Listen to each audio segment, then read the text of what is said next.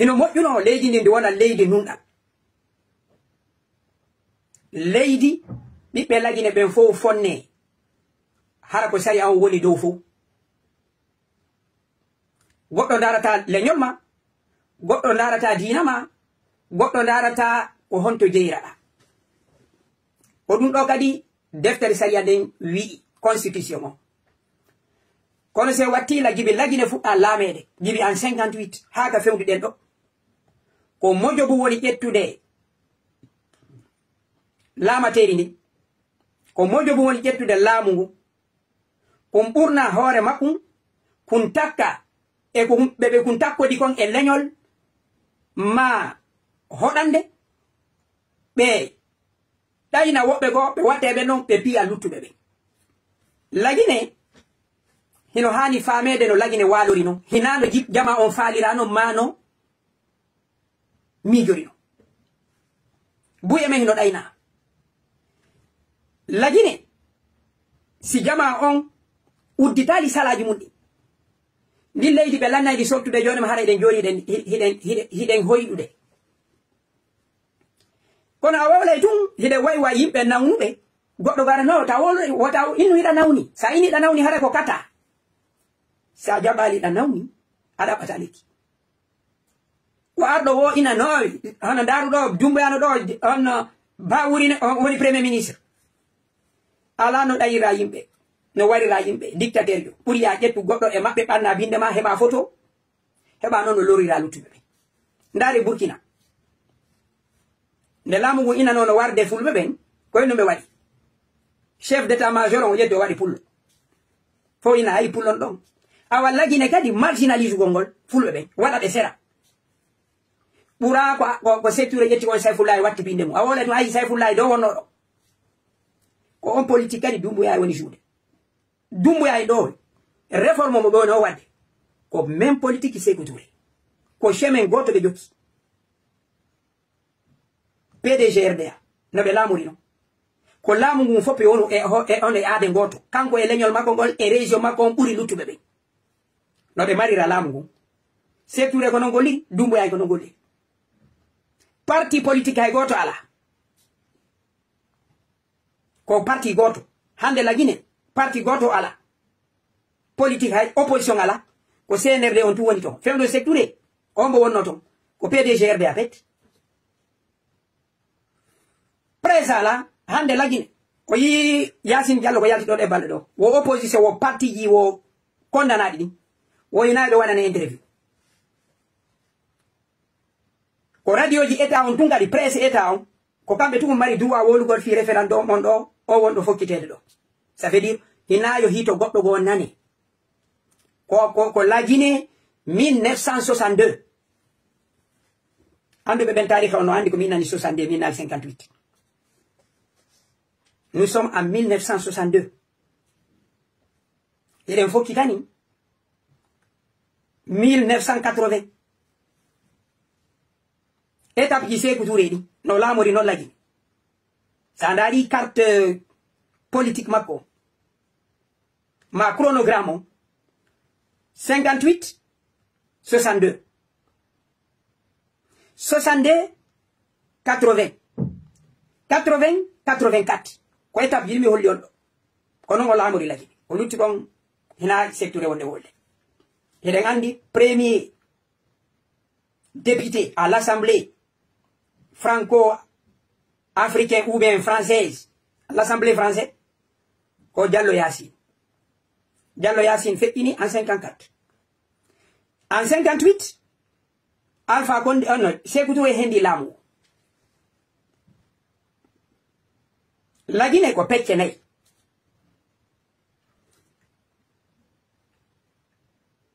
Fouta Djallon, ma ina moyen Guinée, ko fulɓe ɓuri ɗuɗugo.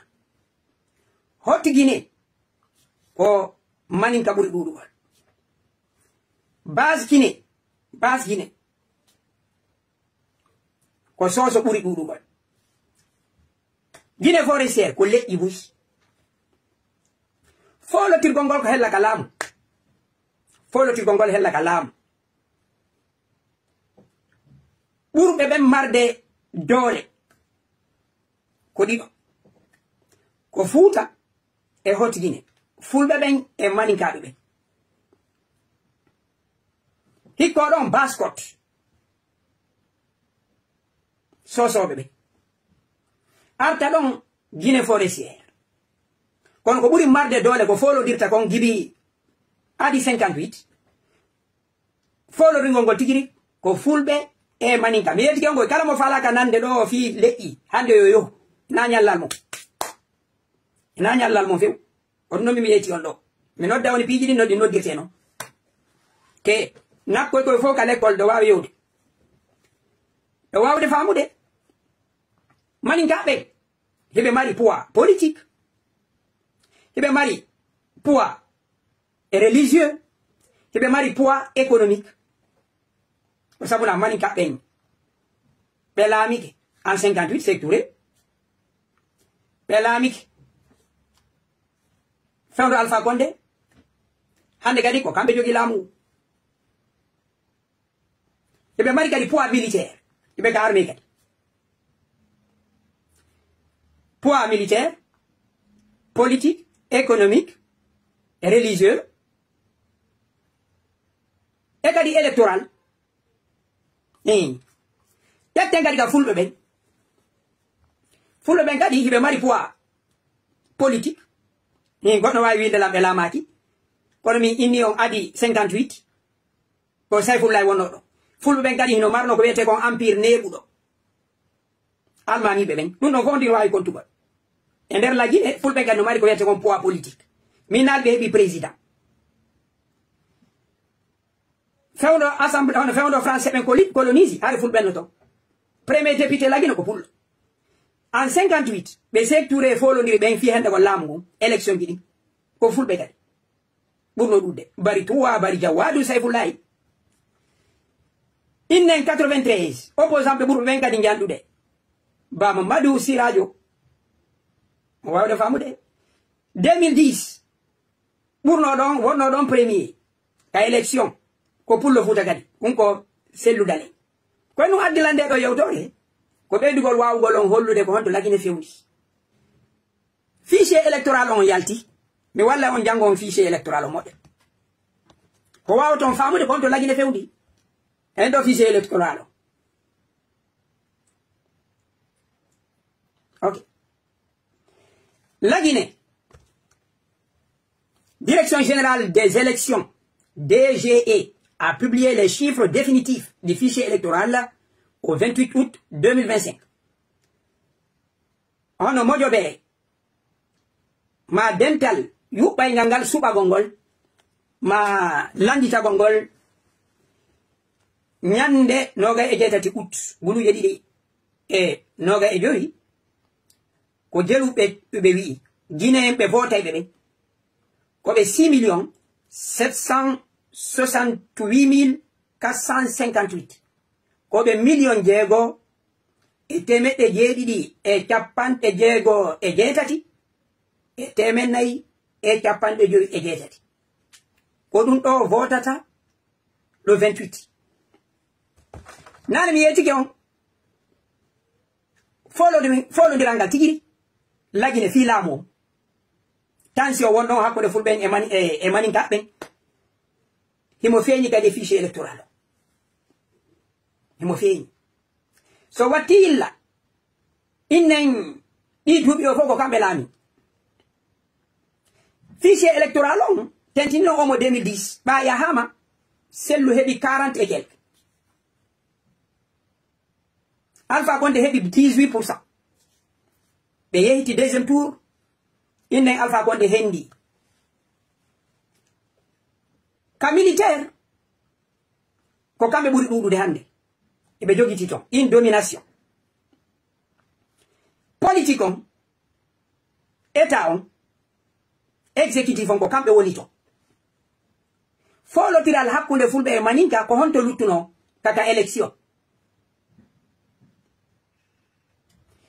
innen diina on ko kamɓe fayde kadi woni fewjude ton tigiri économie ko kamɓe jogi leydi ni fulɓe men wino ka économie hari fichier électoral o si élection fokkitama hari élection ko ouvert ma ko ouvert mo udditi o fichier arɗo ɗo noon ko on domination ɗon ɗon kadi ɓe waɗi ɗo joni ɓe jogi appareil état on exécutif on o wawde famude militairement ko ɗum Alpha Condé golliri piwgol jama on fof on plus de 10 ans o wawde famude exécutif on hiɓe jogi hande appareil judiciaire on hiɓe jogiti militaire on hiɓe jogiti ko luttuno ko élection on ko ɗon wonno hande kadi pullo Fouta no wawi gagnagol ko on ɗon ɓe ari hande kadi ɓe ferni ɗon hande kadi une domination électorale ko ɗum kadi ɓe waɗi ɗo hande kadi politicien ɓe mon ɓen no wawa hara ɓe andi ɗum ɗo kono ɓe wawlanta on ko imma ɓe susata ma hara ɓe anda tode ɓe wawa hay janngugol ɗum ɗo ipiji ɗo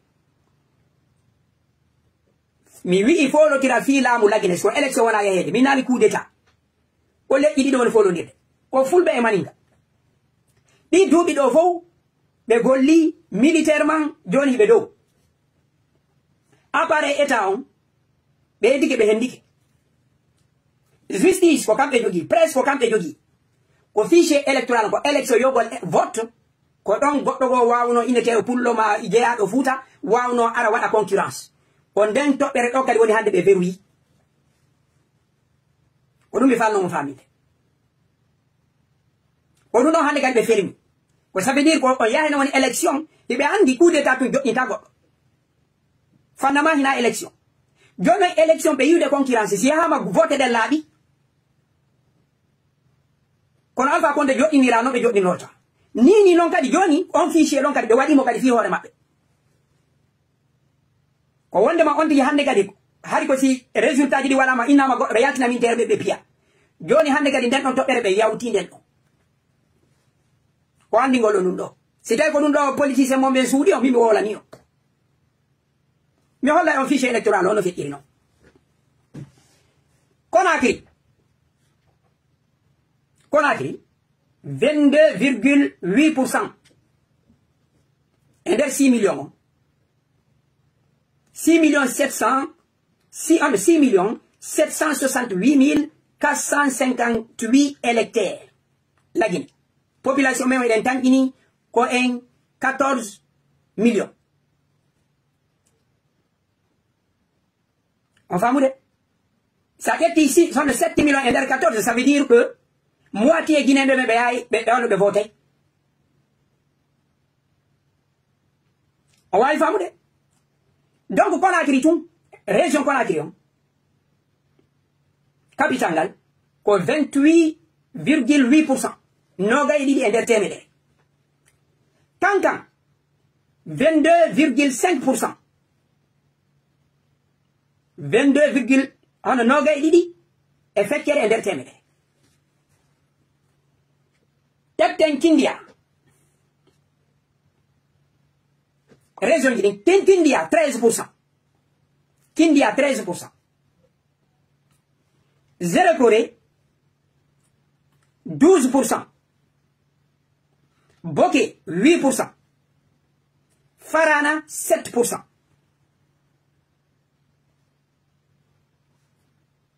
Labé 6%, 6,6%. Mamoun 4,9%.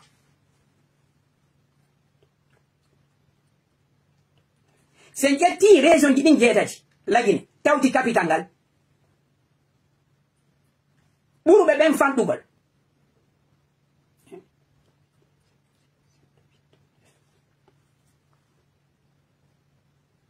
tabila se ƴetti région ji ɗin la Guinée ko ɓuri kon fanɗude on e watten diaspora on wona jeenayi ko ɓuri fanɗude ko Labé e Mamou hikko non diaspora on Mamou ko 4,9%. Diaspora on 1,9%. Pelu mi fala on wi'ude si a hawtiti Mamou e Labé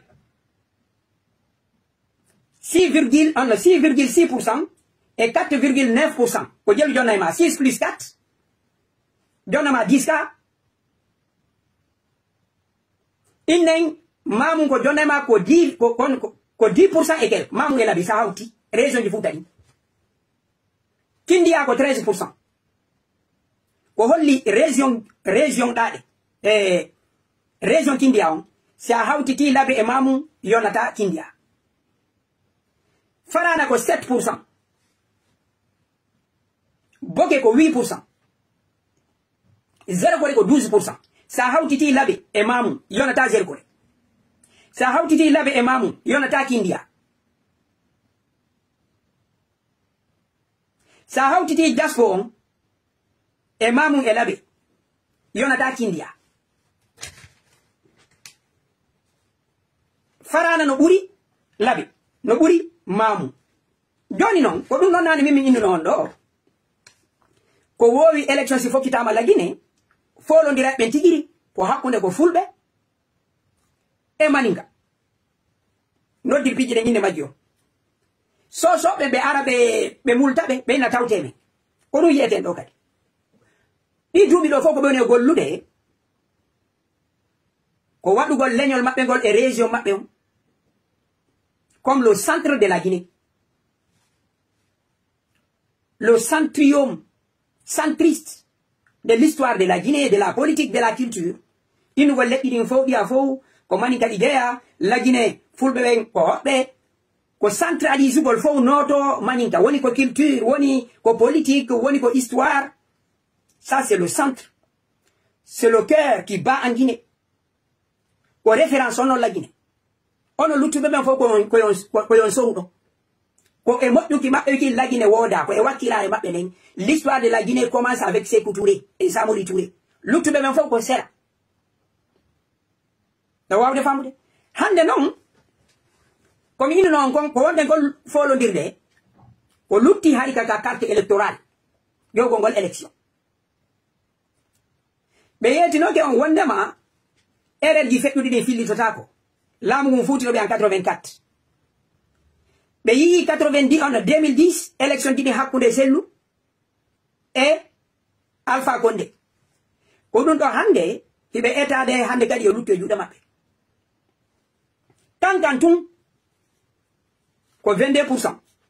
Hande kadi hino weli dumanagol fuuta fo ko 10%. Fuuta on fo ko 10%.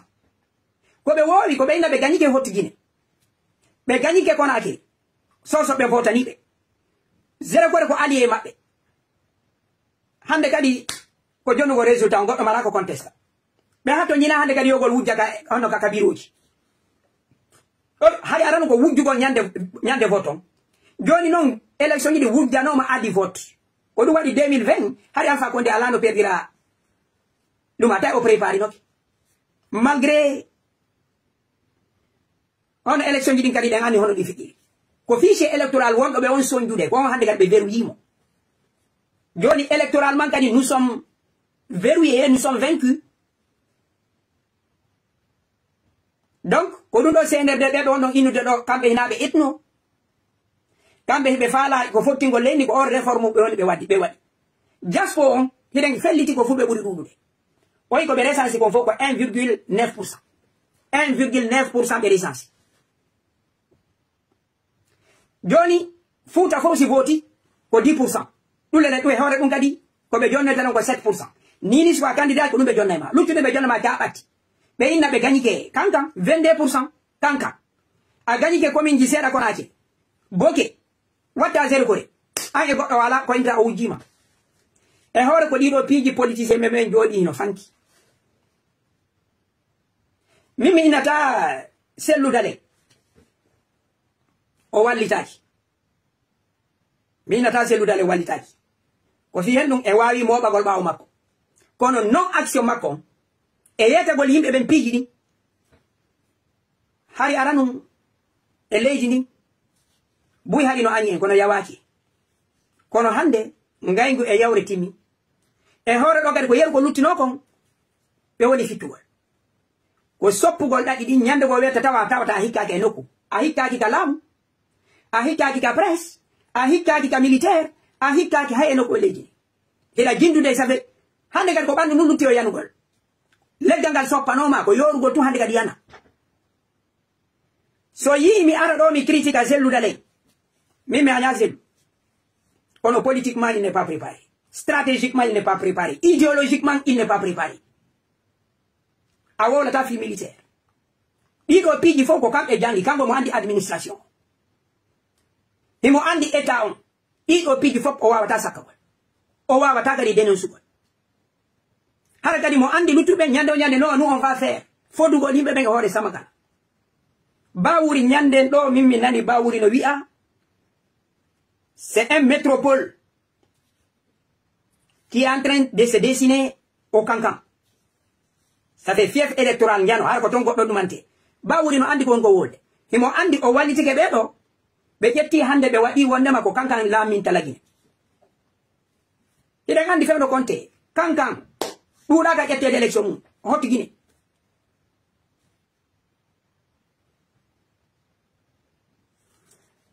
Oustaz, il faut être réaliste. Le système absorbe tous les responsables de la moyenne Guinée. Achi haki fi Allah. Mais nous y a réaliste. Vous savez, achi on a outil de quoi et moi. Et nous y a réaliste. Comme on go world do, mi na chiffre du mono world. Si yimbe be no fami ni rede ni, woli rade ni. Prepare take. He, goddo no wawma wadde piji din fo. Kono no wodi angari ko wawta wadde anda ko ni fekkude.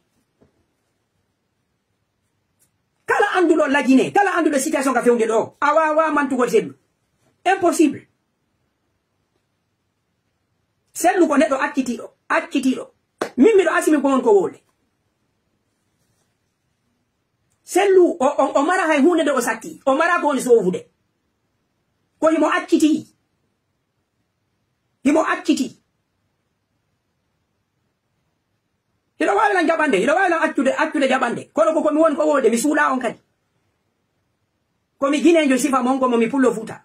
Ila wowi nande de goddo arani jangana o chiffre jo wolirana on ni. Ko mini himo acciti. Hina be ngure makko memata o memino. Hina ko o jeyi memata o memino. Hina ko o woni daranade ko memata o memino. O mara discours ko wawata faminde goddo dum do woni gonga ko no be faala. Ko non faala don. Nego ko yon lutti don ayni golimbe be. O hay ente rontintina bo do yennugol. Ko ala fus. Musibe ka en gurnan aduna do. Yo wodu ka be inata don ndiyan hewtata goddo. No wodi bani adama e nder bandu manu. No wodi ka mar'a wade. Goddo so memi dum don. Yo ando memi balde makko de. Yo andu o memi fi makko. Mimmi landati selo yo do biride. Kono ko mimmi wi idéologiquement wowlu gongol tum fami ngol yimbe ngo fewndi ko hay dum don wala wade. Ko hay dum don. No lecture makko mimmi do hutiti. La lecture des cellules sur la Guinée. Ce n'est même pas sa politique. La lecture des événements.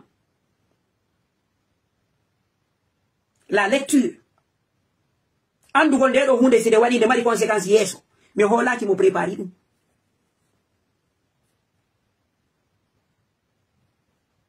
Sede mun dare no zeri no élection gi dindo. Ono o recensement do. Kimo andi be ko be faala ko. Ma ina joni ina himo andi. O accita yimbe be. O innali be yahe vote massivement.